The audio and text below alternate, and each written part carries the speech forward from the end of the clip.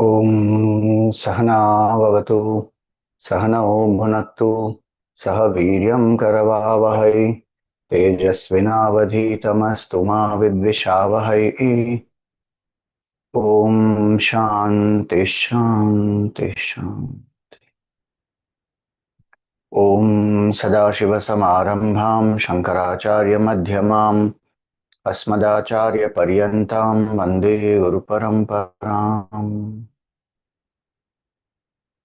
ओम नमस्ते अस्तु भगवन् विश्वेश्वराय महादेवाय त्र्यंबकाय त्रिपुरांतकाय त्रिकाग्निकालाय कालाग्निरुद्राय नीलकंठाय मृत्युंजयाय सर्वेश्वराय सदाशिवाय श्रीमन्महादेवाय नमः। ओम समस्त जन कल्याणे निरतं करुणामयं नमामि चिन्मयं देवं सद्गुरुं ब्रह्म विद्वरम्। Hari Om, salutations to all.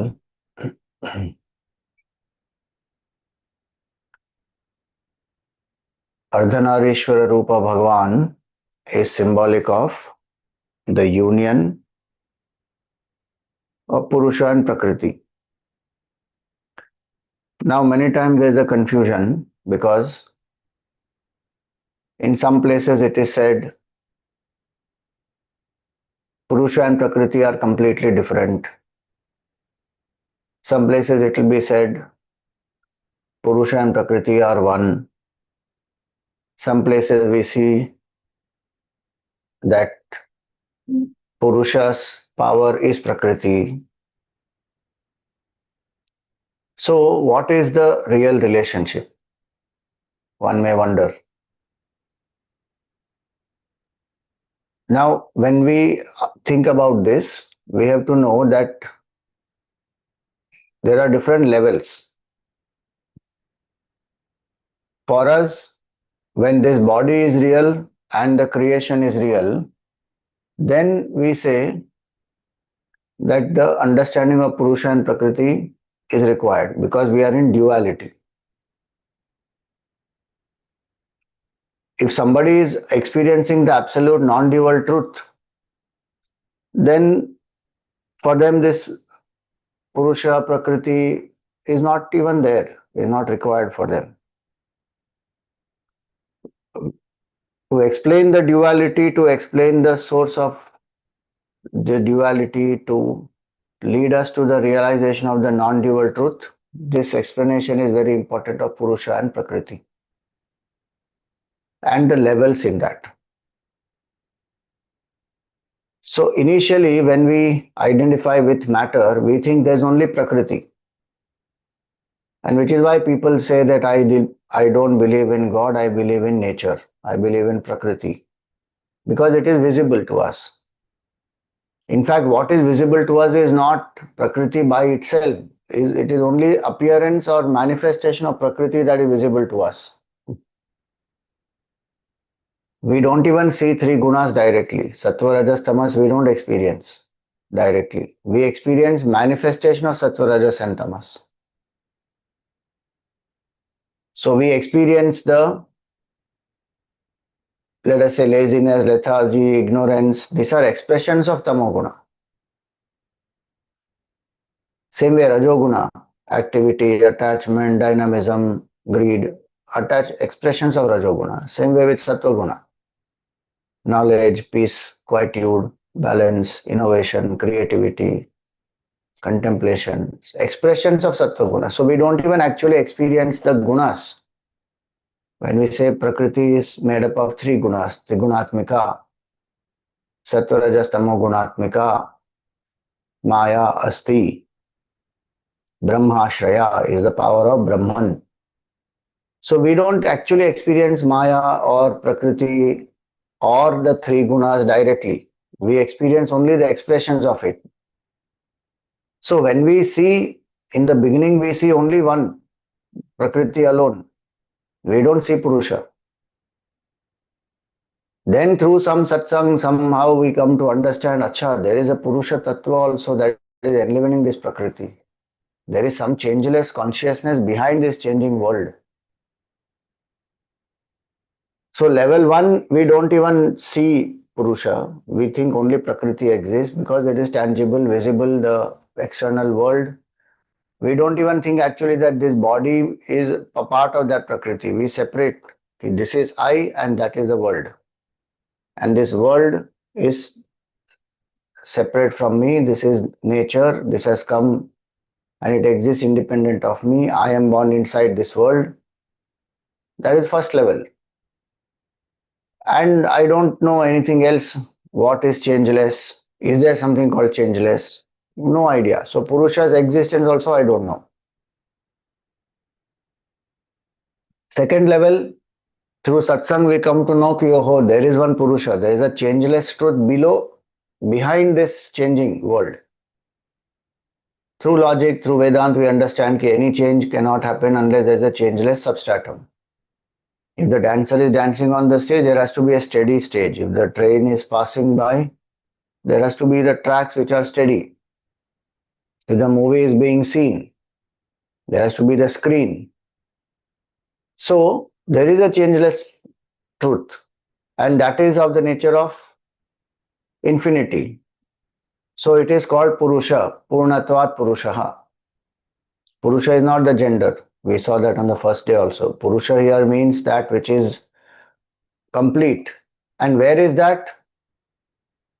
Puraushete, in the hearts of all. This body is like the city, Puri, Pura, so we call. In the hearts of each being, that Purusha is there.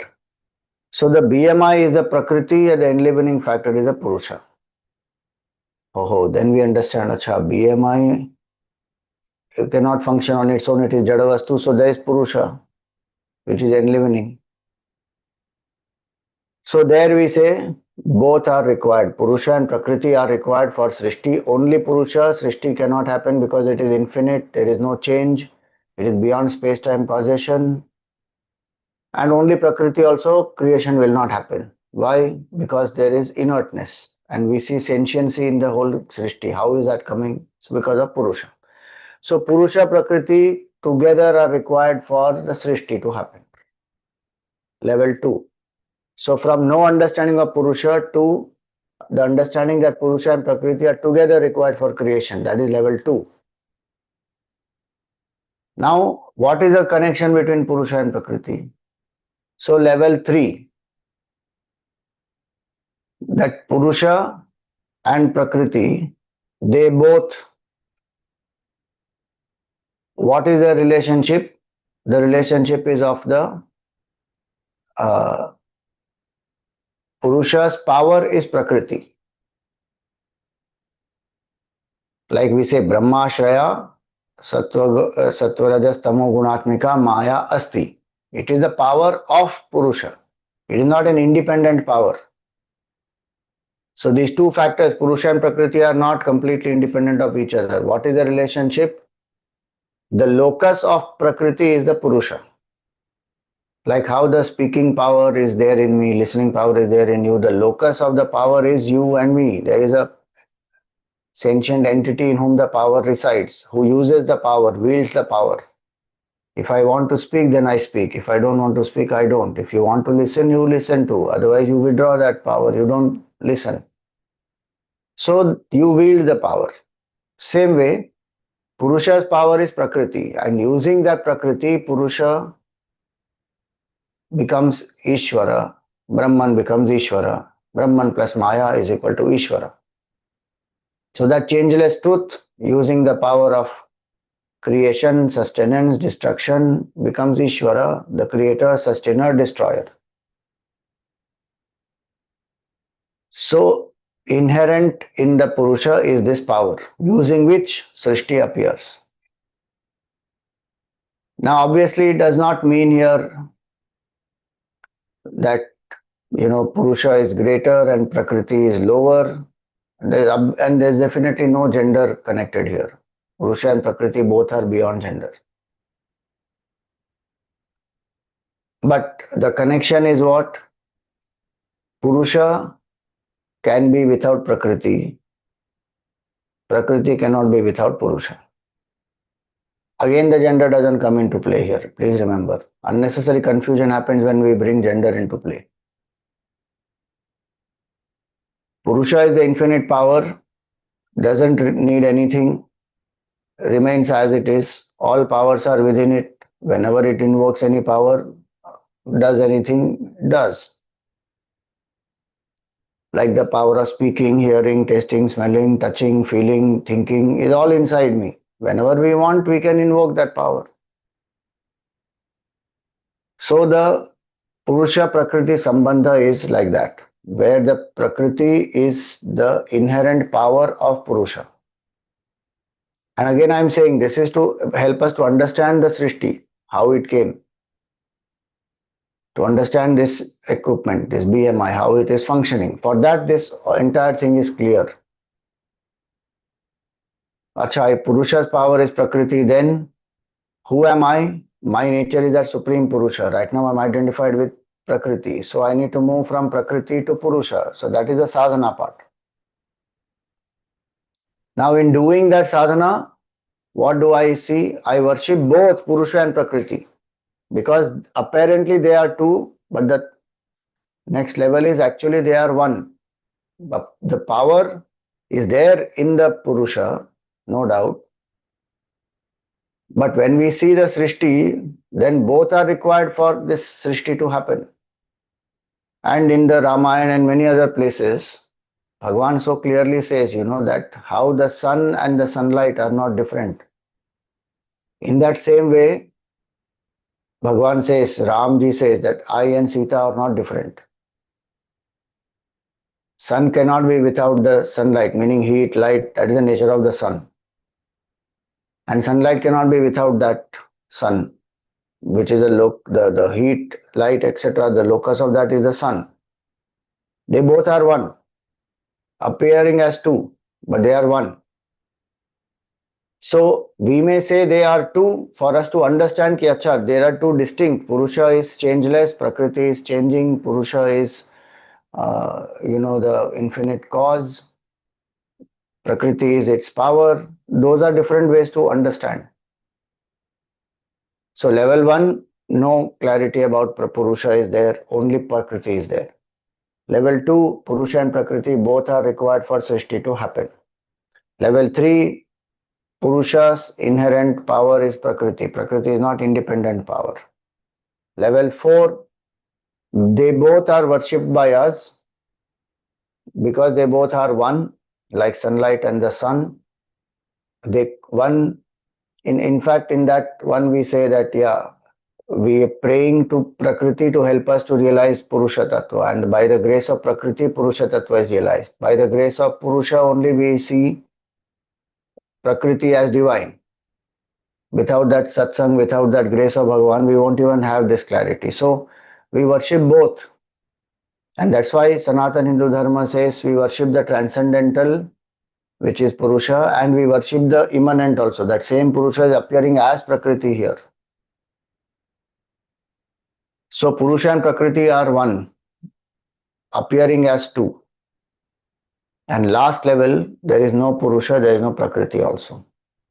Why? When we realize our absolute oneness with Purusha, there is only one Purusha Tattva, that's it. There is no Prakriti at all. No power, no creation, sustenance, destruction, nothing. But there is only one infinite Brahman. Sarvam Khalvidam Brahma, that's all. There is only one Supreme Brahman. We can't realize Brahman, we are identified with this as of now, we have forgotten whatever reasons we can give. But the truth is there is one truth, one Brahman, that's all. To lift us from duality to non-duality, this explanation is required. And please remember, this is not explanation cooked up. Depending on which level we are, that level is the truth. From there, we have to lift ourselves. Then we come to the higher state, then we realize, oh, there is only one Brahman. So the Ardhanarishwara Rupa is which level? Is level 4. When we say Purusha and Prakriti are one. So Bhagavan appears in that form as one. Left half is the Prakriti, right half is the Purusha, and that way it is depicted as one. So that is the fourth level to help us to realize the final one, that there is only one truth. There is no duality. Even the Upanishad says that Eko hi Rudro na dvitiyaya tashtuhu. There is no two, there is only one. Absolute truth is only one. Rudra, there is not a form. Rudra, there is infinite consciousness. So, if we understand this, then there is no confusion. Otherwise, there will be always confusion. Array, they are one, they are separate, they are inherent power. What is this confusion? Now, coming to the Ardhanarishwara stotram, today we have to do the next verse.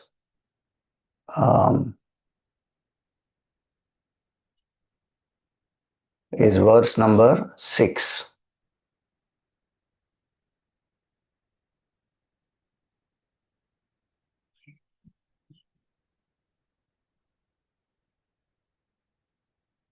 अम्भोधरश्यामलकुन्तलायै तटित्प्रभाताम्रजटाधराय निरीश्वरायै निखिलेश्वराय नमः शिवायै च नमः शिवाय.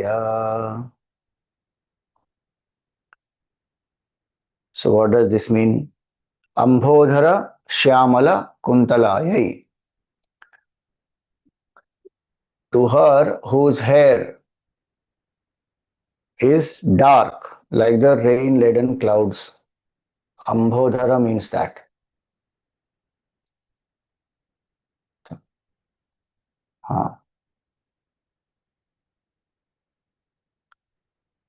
Ambas is water, so Ambodhara is a cloud which is holding water, and Shyamala is the dark cloud.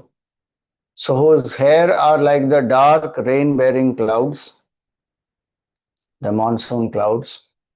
Then Tatit Prabha Tamra Jatadharaya, whose jata, matted locks, they glow like the copper red lightning. Tatit Prabha Tamra Jatadharaya. It's like the lightning in the clouds. Then Nirishwarayai, to the one who has no Lord. Nirishwaraya, we will come to that. And Nikhileshwaraya, who is the Lord of the whole universe. To that Mother Parvati and Bhagavan Shiva in the Ardhanarishwara form, we salute. Now,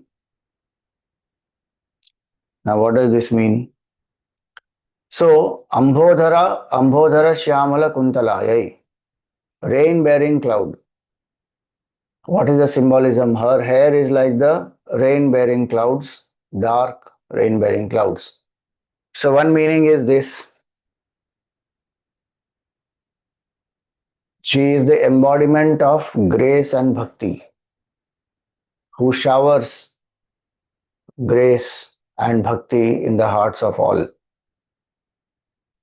You know, in the Tulsi Ramayana, Tulsidas ji says that our heart has become very hard because of the summer.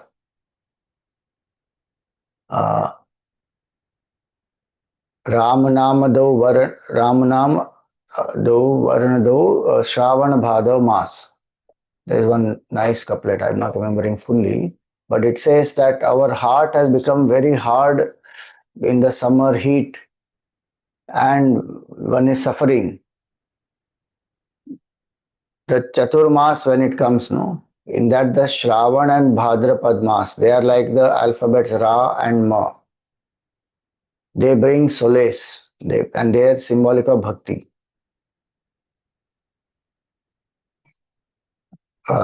So they shower because rains come, and once rains come, people feel so happy that oh, rains have started.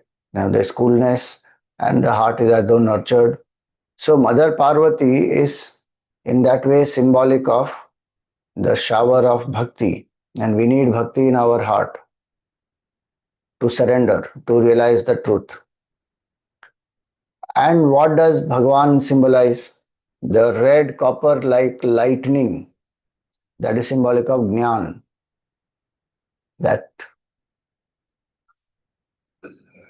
lightning a symbol of absolute truth. Intuitive insight that arises. My nature is infinite consciousness. I am not this body, mind, intellect. That lightning has tremendous force and power, and it will, the lightning of knowledge, vidyut, it will destroy ignorance. So, Jnana and Bhakti combination is Mother Parvati and Bhagwan Shiva. So, that is one meaning. Second meaning here also is this, that the rain symbolizes the water, and that water is that which sustains life, nurtures, nourishes.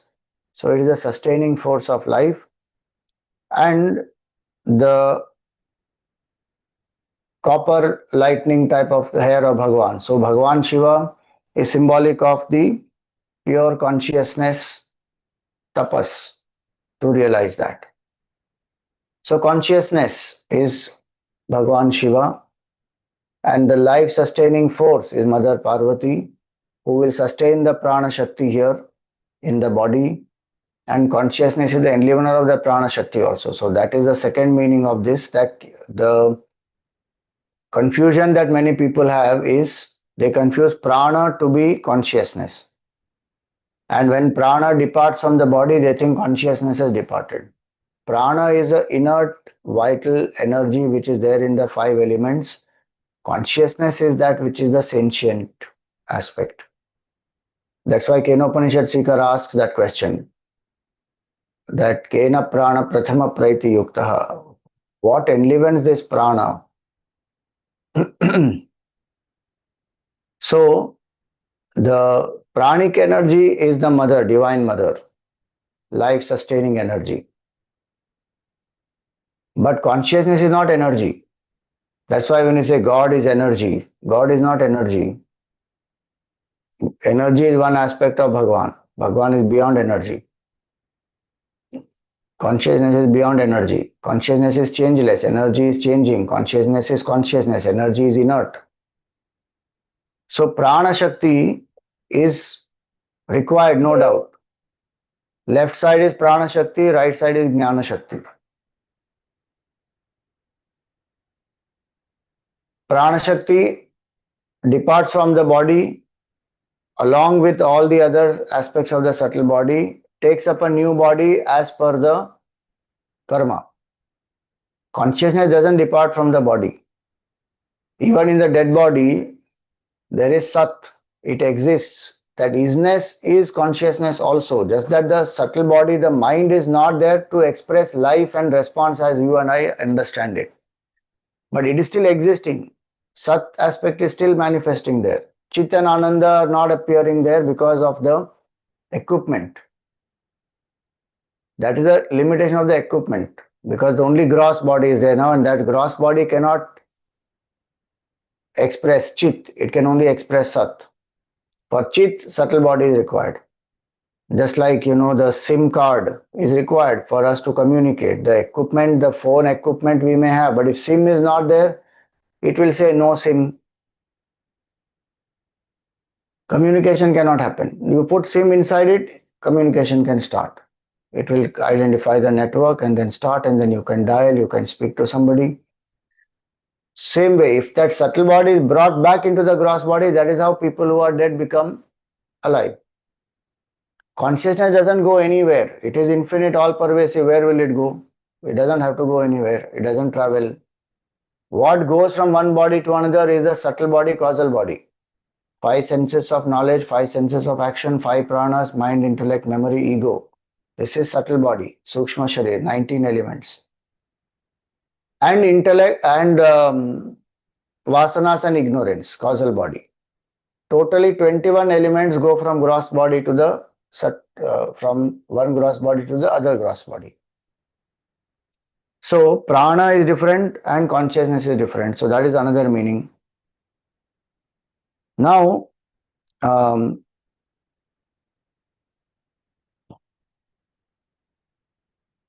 Nirishwaraya, Nikhileshwaraya.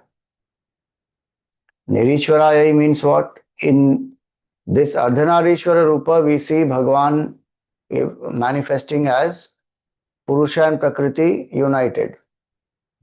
But here Nirishwaraya also means that she is the supreme power by herself also, who has no lord above her, means that. So she is not subordinate, but she is that power without which Ishvara cannot function. So she is the supreme power. And that's why you will find in some places Shivji is lying at the feet of Kali. After killing this Mahishasura, she is very angry, and to calm her down, Shivji lies on the ground. And when her foot touches Shivji, then she becomes quiet. So she is the supreme power using which Brahman becomes Ishvara and the Srishti happens. So without whom Srishti is not possible. So we worship her as the supreme. In Navaratri, Devi will be considered as the supreme, and everyone else is, worshipping her. So that is Nirishwaraya. Um, then Nikhileshwaraya. The Lord is the Lord of all the jivas. Nikhila, the whole Srishti. He is in the hearts of all the beings. And so, this is the deeper meaning of this particular shloka.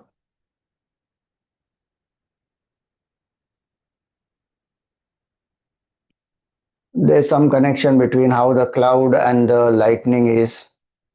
Clouds create that lightning, and lightning exists in the medium of clouds. Like that, there is some connection also that has been given. But we should remember the analogies always have limitation. Don't suddenly go by science and then start quoting. There can be clouds, but not necessarily lightning. So there can be Shakti without Shiva. Don't get into all that complication. Basic point we have understood that Shiva and Shakti, what is the connection? Bhakti and Jnana, Prana and Atma, that is a connection. That's by the logic, by the example of cloud and the lightning. And then Nirishwaraya, Nikhileshwaraya, one who is also worshipped as the supreme Shakti, where everyone else will be subordinate to her. Like how we have the Shiva Mata, where Shiva is the supreme. Shiva only creates Brahmaji, Vishnu also, and then Shiva only is the greatest. That way we have the Shakta Mata also. In that Shakti is the supreme. And here also we understand that without Shakti, Shiva will not be able to create the Srishti. So that way Nikhileshwara, Nirishwaraya, Nikhileshwaraya. So now this is the form that we will meditate on today.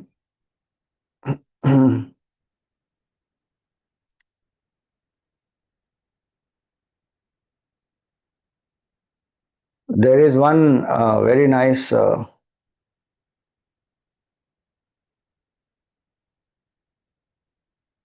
use of this analogy of lightning and the clouds, where it is said in uh, Kumara Sambhava. Similar thing is from the Puranas. Then Kumara Sambhava was written. So in that, Kumara here means Kartikeya.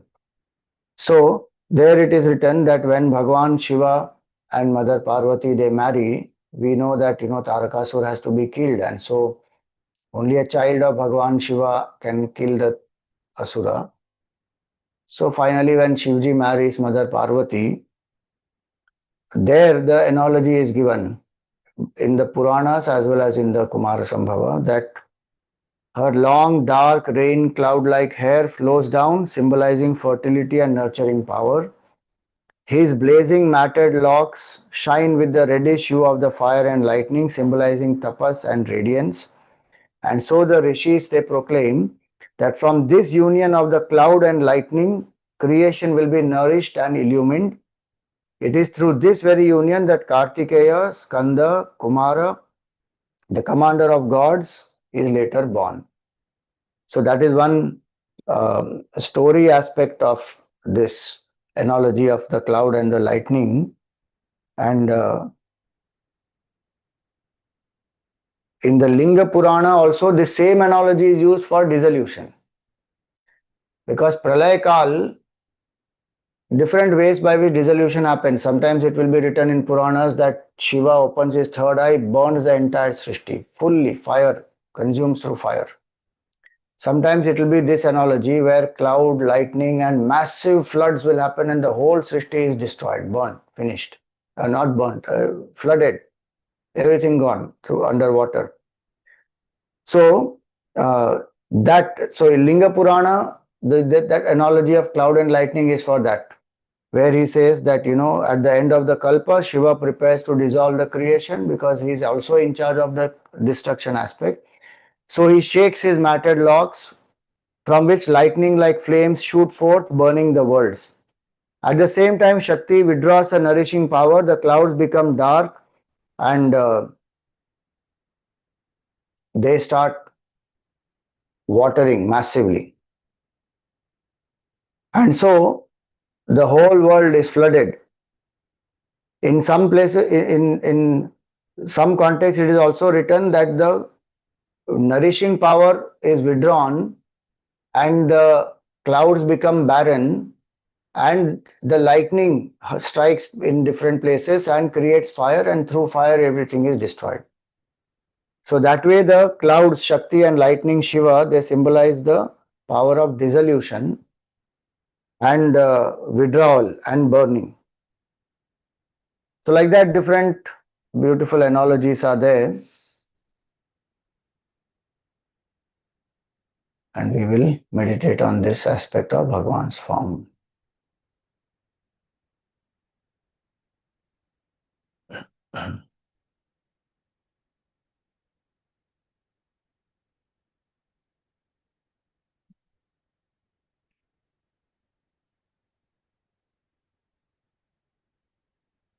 Sit erect, the head, the neck, and the spine in a straight line. Close your eyes gently. Relax your shoulders. Let your hands be in your lap, palms facing the sky.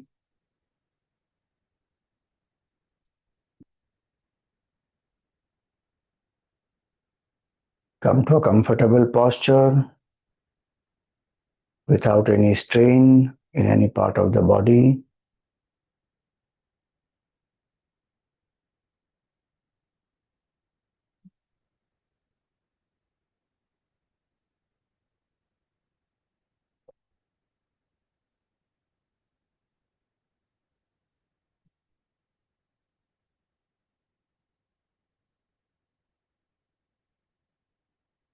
Invoke gratitude in your heart.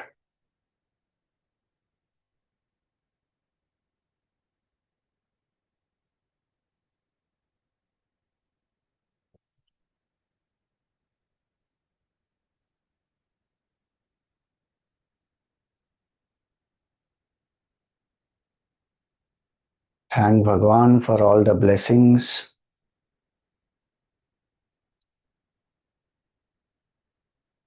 as well as the challenges that you have in life.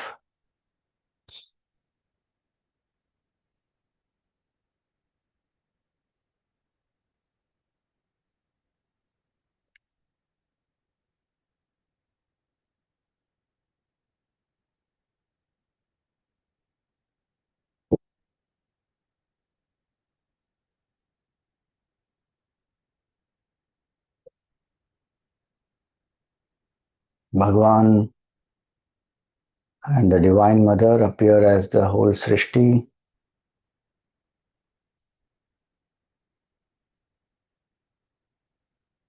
The entire Srishti has to be the way it is for us to even survive.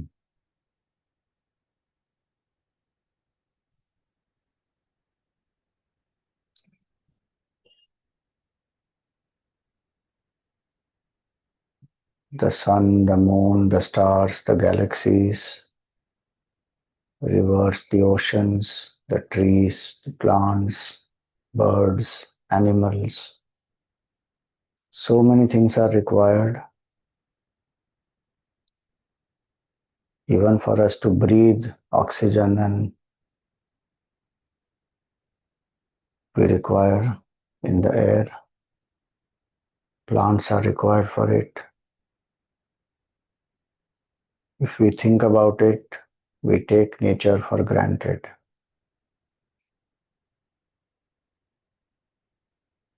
Thank Bhagwan,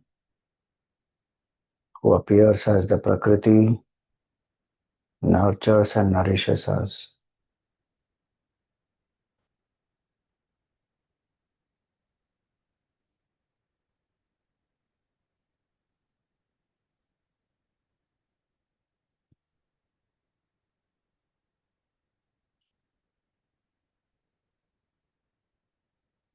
May we conserve the environment, preserve it, instead of hurting and harming the environment.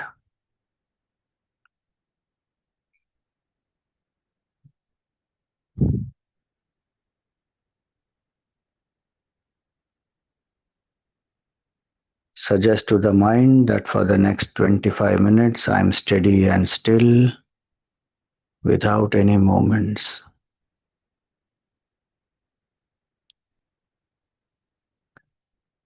I am alert, awake, and quiet.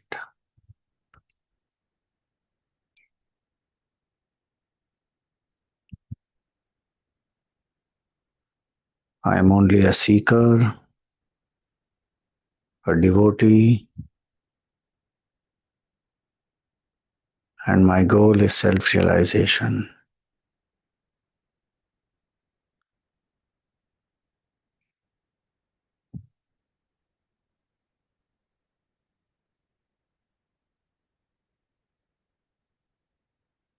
Relax the body through certain deep breathing.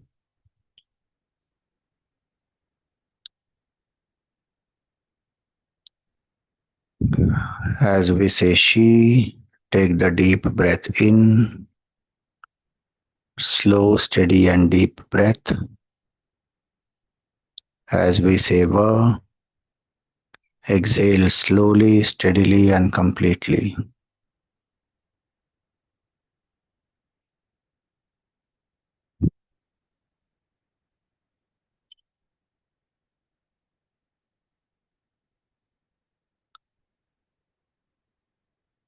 As you inhale, feel the energy entering into your body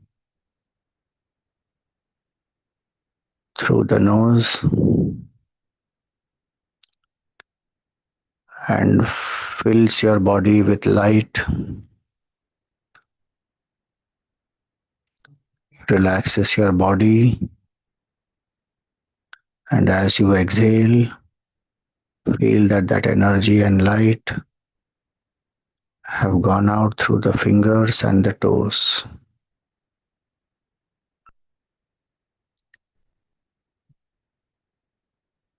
This is the Shakti, and there is Shiva Tattva also in you who is observing all this, which is different from the Shakti.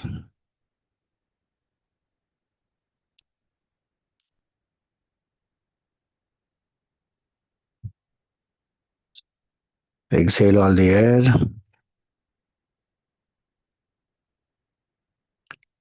She.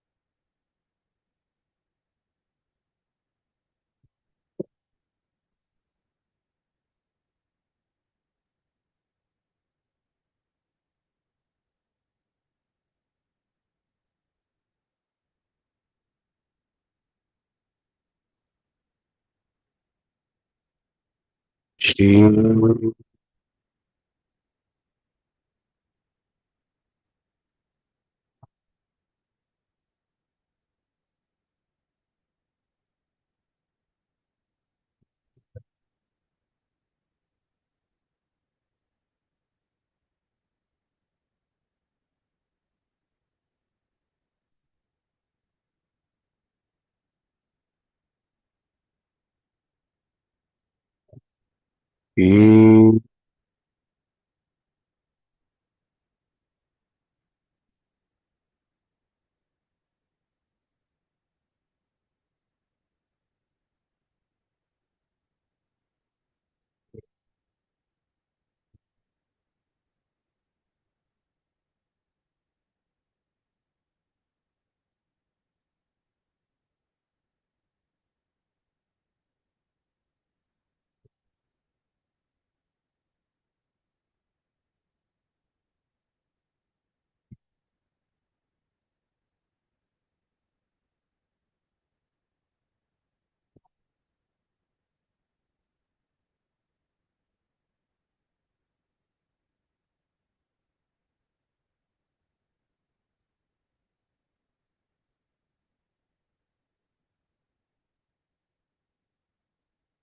Continue to breathe at your own pace.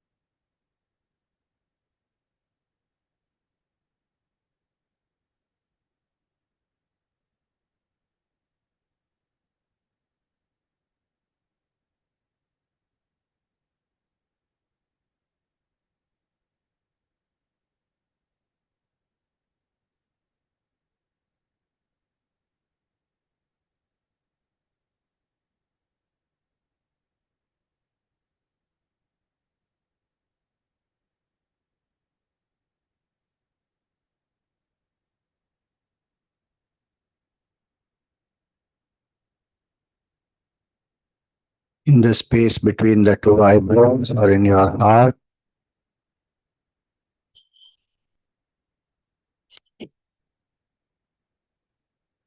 visualize a circle of white light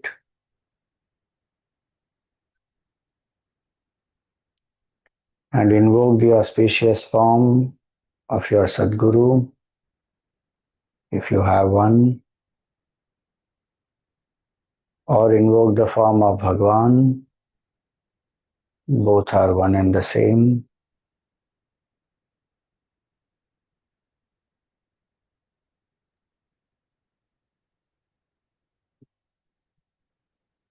Feel that you are in front of Bhagwan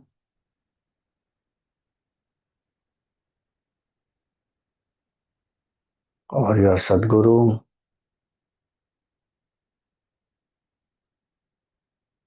seeking their grace and guidance to make the mind pure, to contemplate steadily, to realize the truth.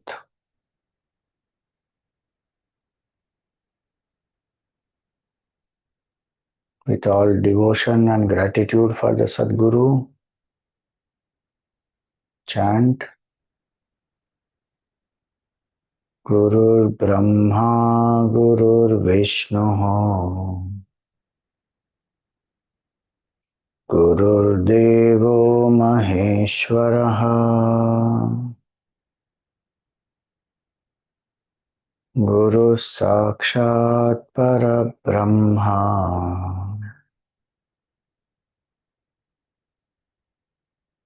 Tasmai Shri Gurave Namaha.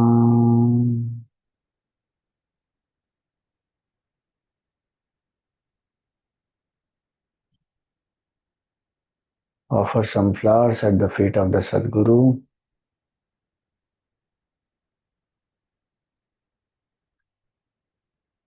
Perform a pradakshina and prostrate in front of the Sadguru.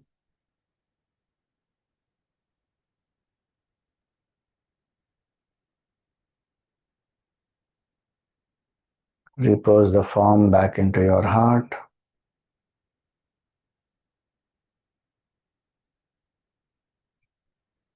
And invoke the auspicious form of Bhagwan Ardhanarishwara.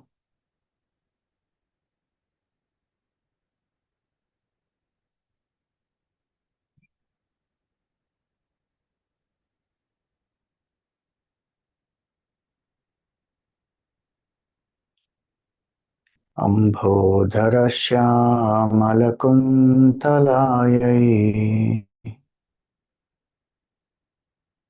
तटे प्रभाताम्रजटाधराय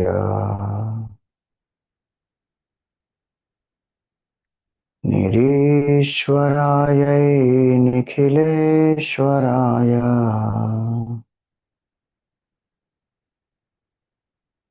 नमः शिवायै च नमः शिवाय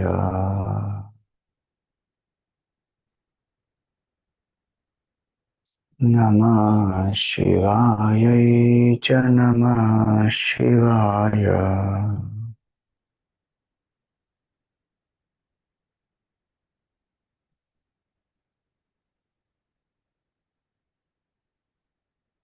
The Divine Mother has a golden crown. Her hair are like the dark rain-bearing clouds,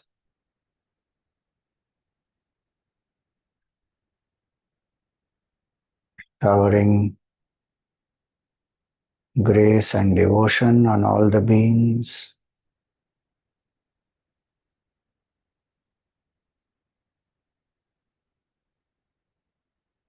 sustaining life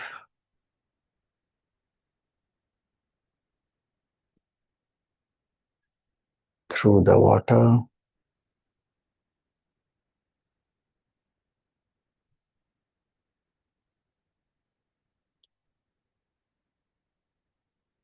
Bhagwan's jata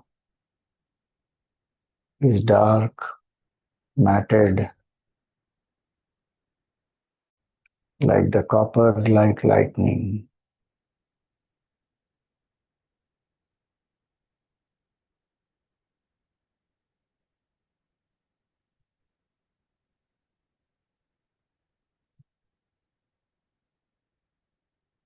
Symbolic of Dhyan, intuitive insight that helps us to know the self.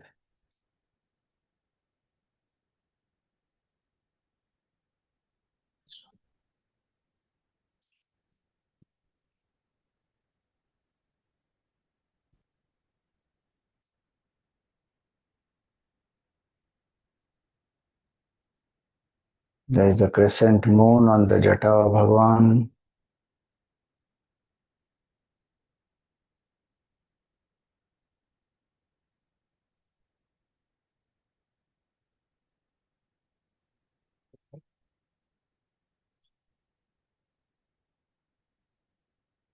We will just visualize the face of Bhagwan.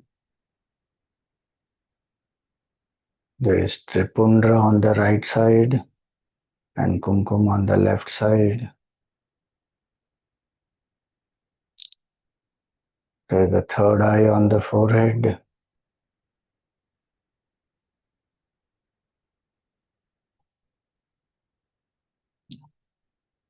The other two eyes are wide like the lotus petals.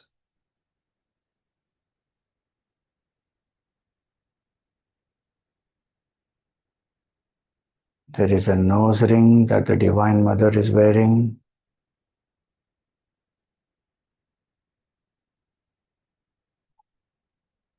There is a gentle smile on the face of Bhagwan.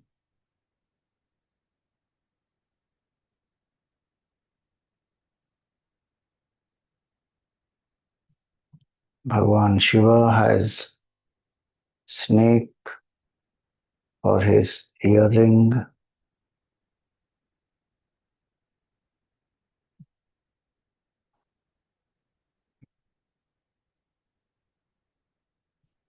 The Divine Mother, she has diamond-studded earrings in the earlobes as well as on the top of the ear.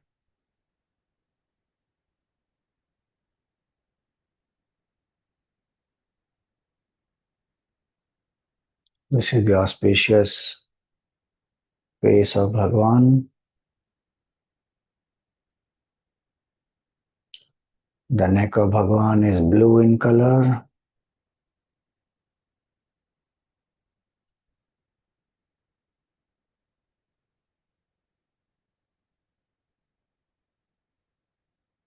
There's a black snake on the neck of Bhagwan.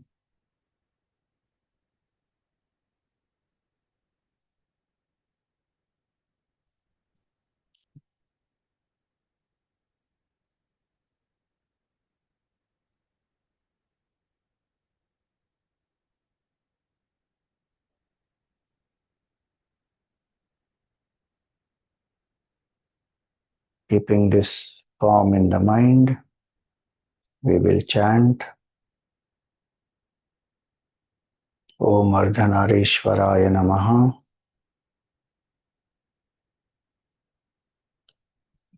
11 times.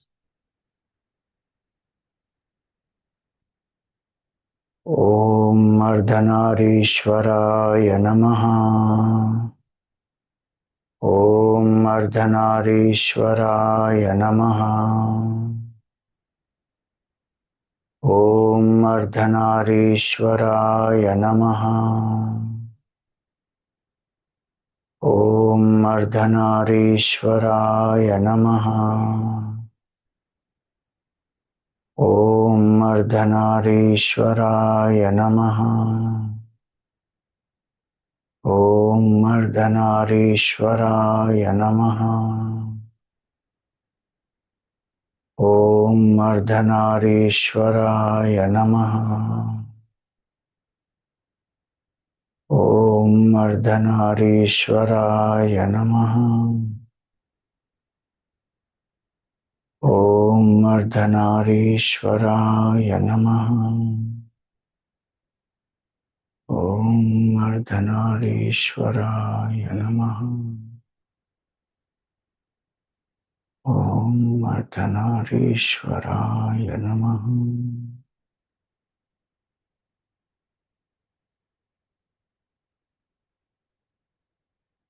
Continue mentally.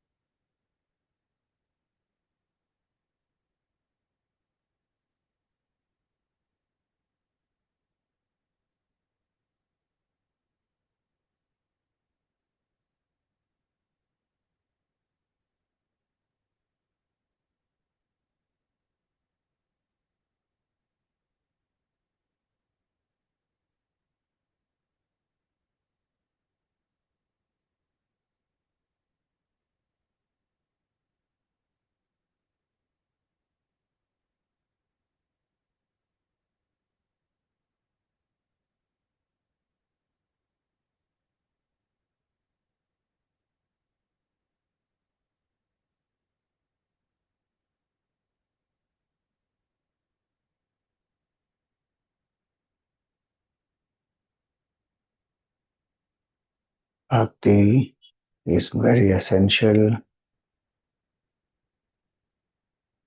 to bring about surrender in our life, to channelize our emotions.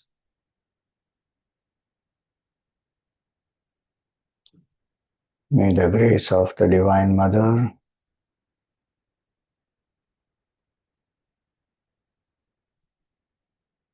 bless us with the abundant showers of bhakti.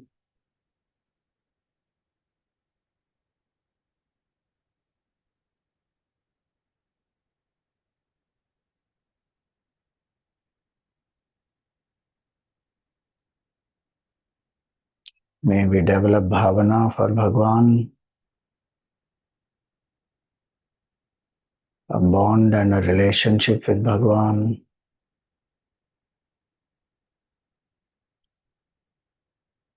who alone is with us life after life,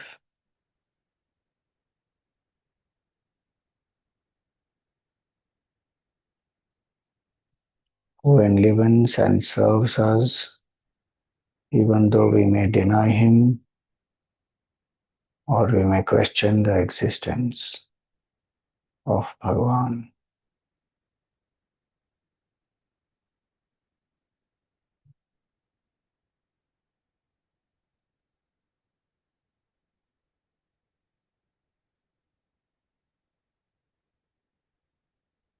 Yet Bhagavan takes care of us, nurtures and nourishes us,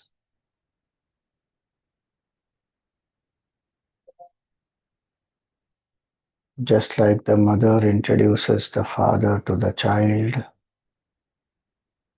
May the Divine Mother introduce consciousness to us, Bhagavan to us,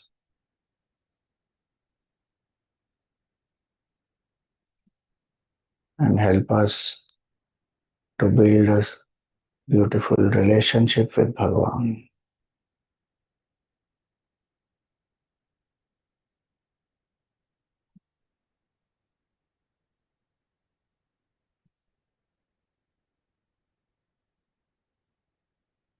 As bhakti becomes deeper, we become ready to realize Jnana.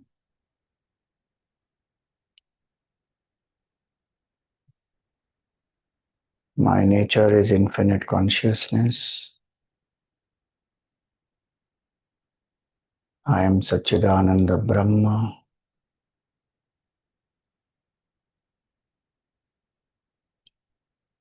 Like a powerful flash of lightning,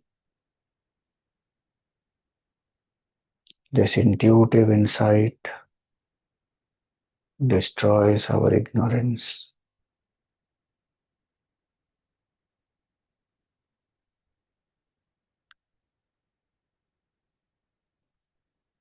I am that infinite consciousness.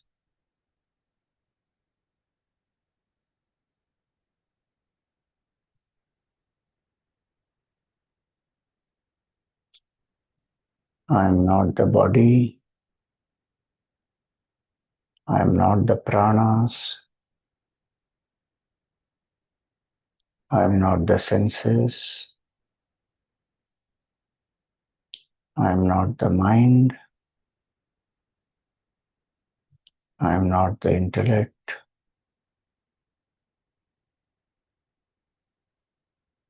Not the memory, nor the ego.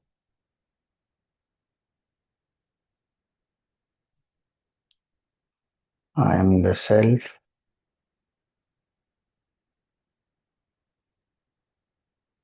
I am consciousness, the enlivener of these.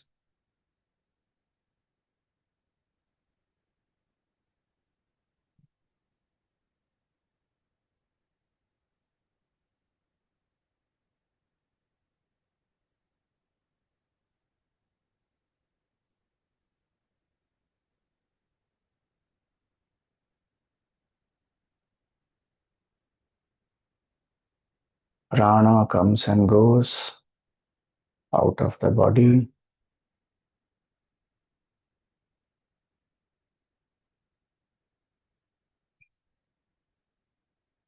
I am the witness of prana.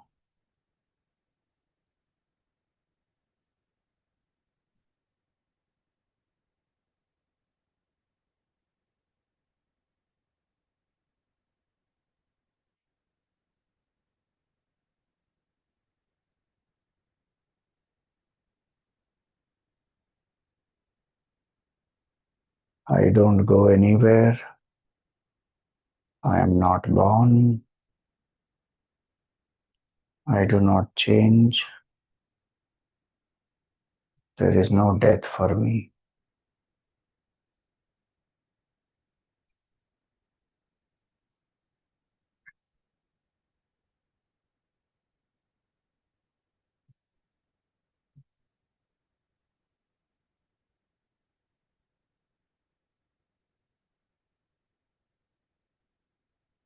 May we realize this true nature of ours as consciousness. by the grace of Bhagavan Ardhanarishwara,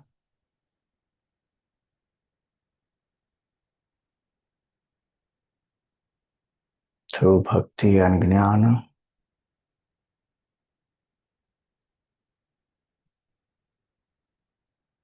through surrender and self-knowledge,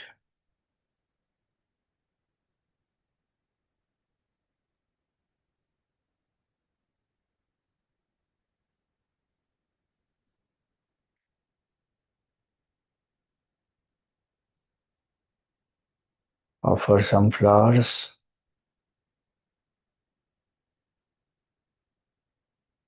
on the head of Bhagavan, do a pradakshina and prostrate in front of Bhagavan.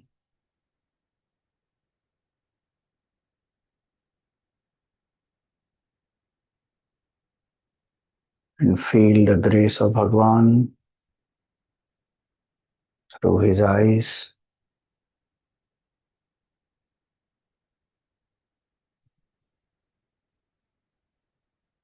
pervading your whole body,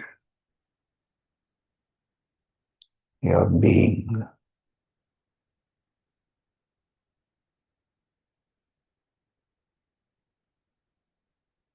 Repose the form back into the heart.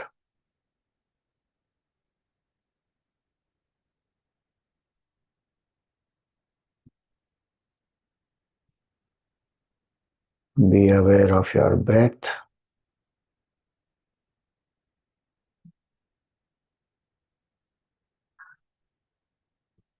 Be aware of the body.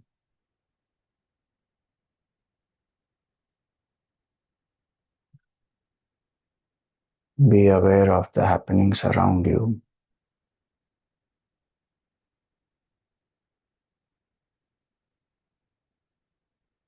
We pray for the well-being of everyone.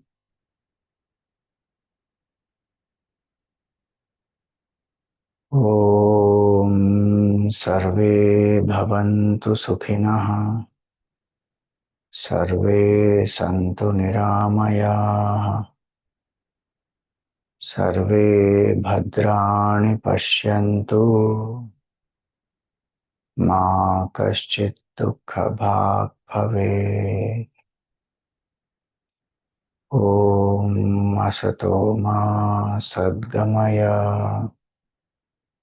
Tamaso Ma Jyotirgamaya. Mrityorma Amritam Gamaya.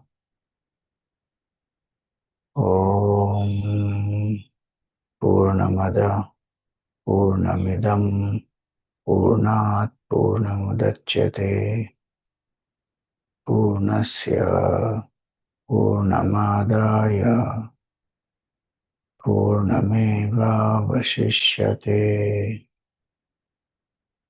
Om Shanti Shanti Shanti. Harihi Om. Shri Gurubhyo Namaha. Harihi Om. Rub your palms, lift them on the face, gently open the eyes.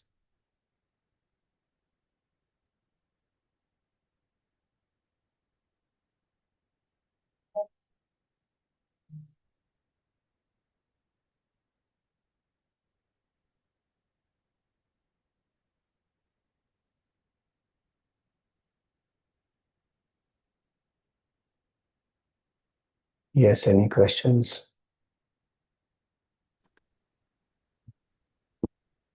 Hari Om. Hari Om, Swamiji.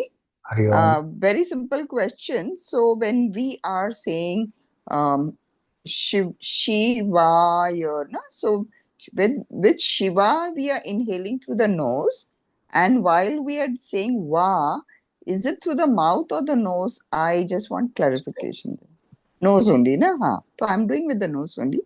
And when we say Guru Brahma, Guru Vishnu, since we are doing meditation, can we speak aloud? Yeah, you have to chant. I have to chant. Okay. If you want to do only mentally also is all right, but Huh. otherwise you can chant, because sometimes people feel sleepy, Hmm. and this is one way by which it helps. Right. If Got it. mentally it can be done, nothing wrong in that. Right. Thank you, Swamiji. Thank you so much. Have a good day.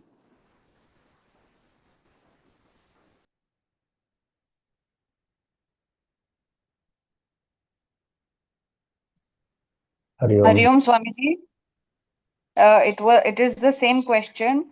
While we are chanting Shri and Va, do we have to hold in between or inhale and exhale? Shri and Va. If you want to hold, you can hold. As I had said in one of the sessions, if there's any health challenge, then do not hold. If there's a Okay, BP, cholesterol, any of those health issues are there, then don't hold. Just do simple deep breathing and exhaling. okay. Thank you, Swamiji.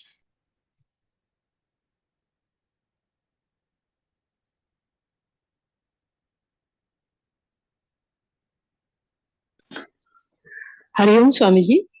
Swamiji, I have one question.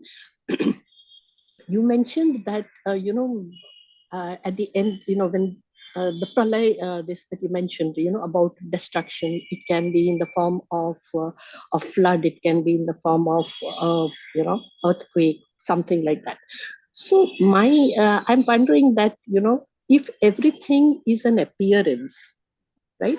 So, Mm. like, suppose you give the analogy of a movie screen, and we are watching everything as an appearance in the movie screen. The movie screen itself is not affected, and the movie screen is what is depicted as Brahman.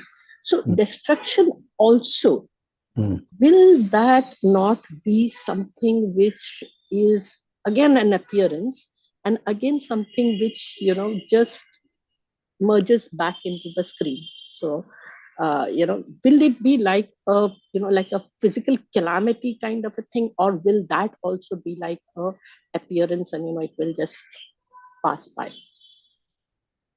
See, when when we are saying it is an appearance also, we are seeing a physical reality, no?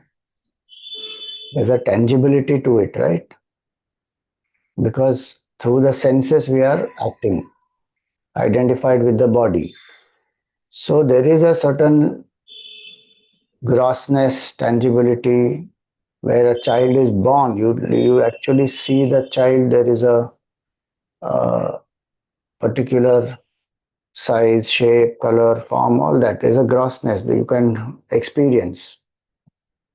So when creation itself we are experiencing because of our senses through the body in a gross, tangible way, the destruction also will be like that. When we say creation is an appearance, is for us to understand that this grossness, what we are seeing, is only experienced because of this attachment to the BMI. If we lift our mind away from it, we will see the creation only as appearance, and we will focus on the substratum. When we create that level of subtlety, purity in the mind, where though through the senses we may see, but our attention is not on the gross, then it is like the dream. Then life has to feel like the dream, that when I'm living through also, every day is like one dream, and I am the observer, I am the sakshi. So if I abide in the sakshi, then everything is an appearance. It just comes and goes. I am not involved. Uninvolved, unaffected observer is a sakshi. Then it's an appearance. Then creation is appearance also, destruction is appearance also. So like how you gave the example, your dream may, it will just dissolve like that. But that is when I am abiding as the waker. Then for me, the dream rises, stays, falls into me. It's an appearance of me as the waker. So the identification should shift from the dream character to the waker, or to at least the dream creator. So in that way, the sadhak has to do the sadhana, which is why bhakti, sharanagati, all that, which when we do, then the mind becomes pure, subtle. Then I abide as a sakshi, and then I see that I am the changeless truth, then it's all an appearance. Otherwise, we cannot apply that appearance aspect only in the when the destruction is happening. It has to apply at all times: creation, sustenance, destruction, at all the three times. If you still have a doubt, you can lift your hand. Okay, there is one question. Can you please explain what leaves the body at what stage after death? Few days, 1 day, 13 days, 1 year, after 1 year, etc. Can our parents who have passed away remember us and see us after few hours, 13 days, 1 year? When does memory leave?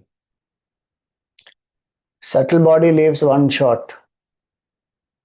Slowly the faculties start withdrawing when one is alive. That is what the scriptures say. And that's why sometimes you will see some, as people grow old, their hearing capacity reduces, vision starts fading, hands start shaking. So slowly the withdrawing of the sensory capabilities is happening. Body itself, the physical organ itself, becomes infirm, incapable, worn out. But the capabilities remain together in the subtle body. They don't leave anywhere. ऐसा नहीं होता कि एक के बाद एक one is going.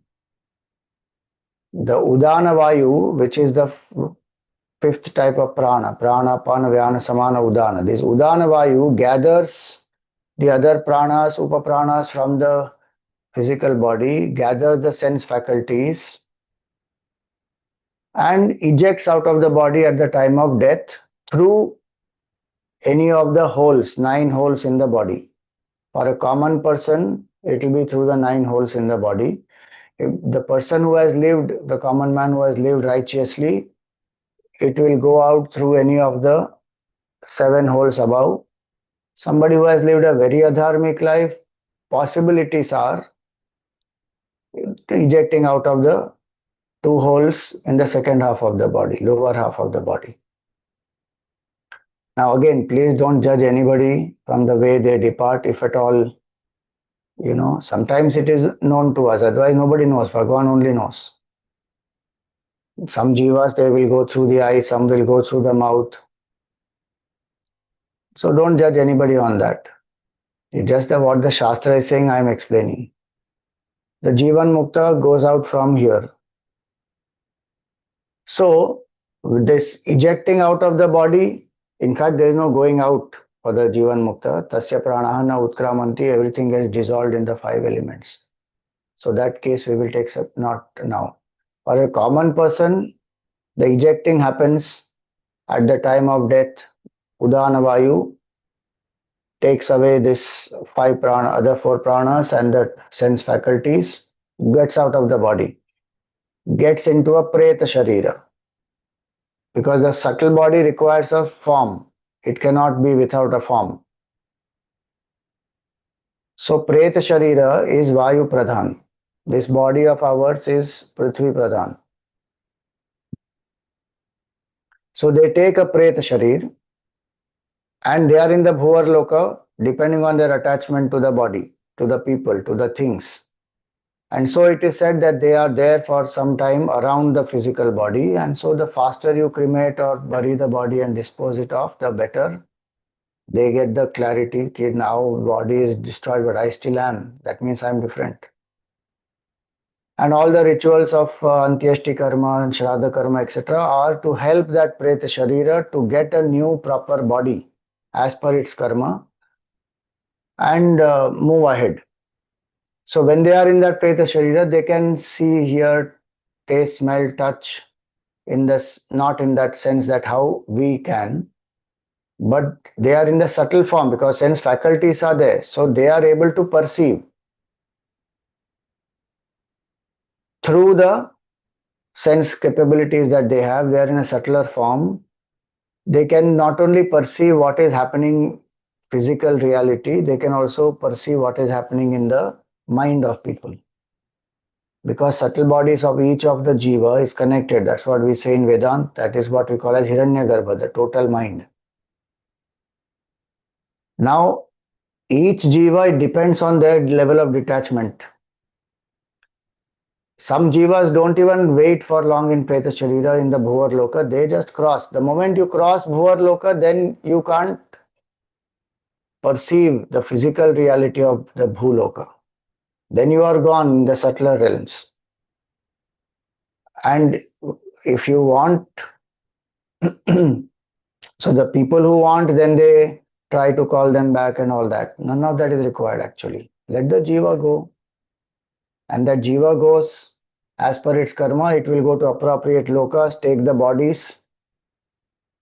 And whenever karma is there, one will again come back, take a form, connect with the people, all that will happen.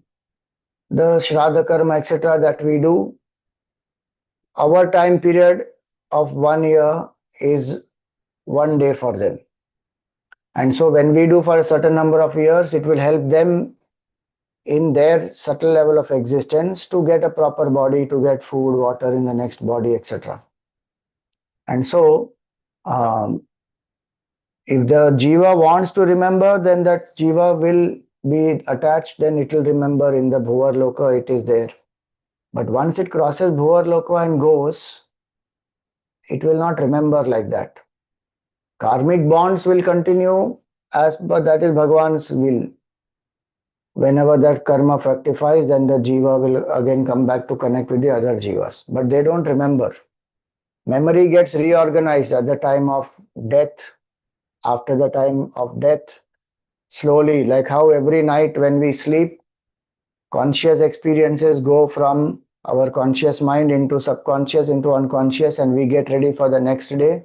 Our memory is getting reorganized while we die. Same way it will get reorganized when we die. This whole subconscious, earlier I said die, it was sleep. So when we sleep, the memory gets reorganized. In the same way, when we die, the memory gets reorganized. And that's why you will see many times the child also sleeping for a long time. In the sleep, the child will smile, frown, so many things are happening because having come into the new body also, the memory is still getting reorganized. So unless the jiva specifically wants to hold on, which is the attachment, it will not remember. Bhagwan's mechanism is such that Bhagwan makes us ready for the next janma. And it is good. Unnecessary, why should they remember that? One phase of their life is over, they should go and you should release them also. You matlab we, each of us should release. So when somebody has departed, we pray, thank you very much, we had a great experience, you taught us many things, there was love, there was knowledge, there was mutual sharing, helping each other to grow. Now you have departed, we wish you well. Swastiva paraya tamasa parastat. We have to pray. Wish you well, go beyond darkness of ignorance. Because each of us are jiva realized on the way to realize the truth. Why hold on? In this life itself, attachment should not be there, is what Shastra is saying. Drop attachment because it creates all bondage. Why hold on to attachment after the jiva departed? So release them from any attachment you have. Say that I release you from all my attachments. Drop. And you also drop all attachments to me. We are on our way to realize the truth. May we realize the truth. That's it. That should be the prayer. No need to remember. If there, obviously the memories do come to us, lovingly send the loving thought wherever you are, be happy. And I am on my path to do my sadhana. Because otherwise memory is it is only going to create more regret or pain or take us in the past. It will do nothing more, build more karmic bonds. And so memory, Bhagavan will reorganize.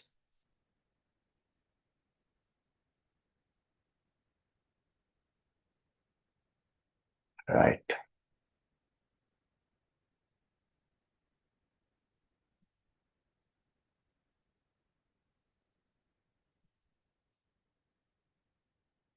All right. This Pradosha Puja, I will elaborate tomorrow now because time up. Thank you. Hari Om. You can ask tomorrow. Whoever has asked about Pradosh Puja, just ask tomorrow. We will